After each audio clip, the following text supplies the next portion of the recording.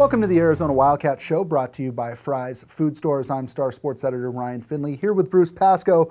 Bruce, Sean Miller made a couple changes to his starting lineup on Sunday against Arizona State, and I think in most college basketball markets in America, it wouldn't be that big a deal. But this is Arizona, and when Stanley Johnson's involved, it's always a story. Take me through what he did and his reasons behind it. Yeah, I think for Stanley, it may be the first time ever he's not started a game anywhere, and you know, Miller was kind of funny about that, saying he didn't ask his permission, he just did it. But there's reasons for it. I think the biggest reason was you know, they had 12 days after that UNLV game, and they needed to shake some things up. And I think, you know, from reading between the lines of what they're saying, I think they had some really hard practices in there, and Miller challenged them, and he was going to reward the guys that played the best and probably the best on defense. And I think that's why they went with the guys they went with. I think obviously Stanley's not only one of their top most five talented, but he's certainly you know, their leading scorer and probably going to be their highest NBA pick. So, you know, I mean, you know, there's some motivational thing behind it. I don't think it's going to be permanent for him. It'll be interesting. The other position is more interesting between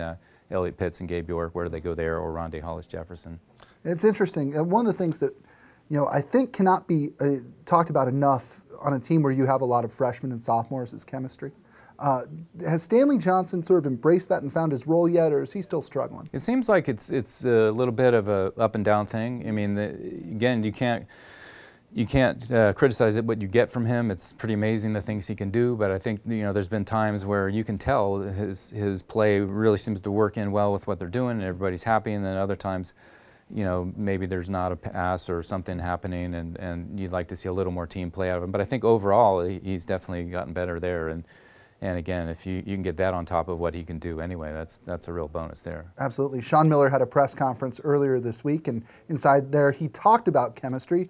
You don't have chemistry for long periods of time. You have to work at it every day. Our chemistry, I would agree with Rondé, as it stands today, is good. How it will be tomorrow, I don't know. We'll judge it by tomorrow. But it's a constant work in progress, and I don't mean that in a negative sense at all towards our group. I think if people are honest, that's the way it works today. You know, Bruce, we talk about chemistry, and Stanley Johnson is a guy who, you know, is clearly skilled enough to be Arizona's best player, and Arizona's a pretty good team.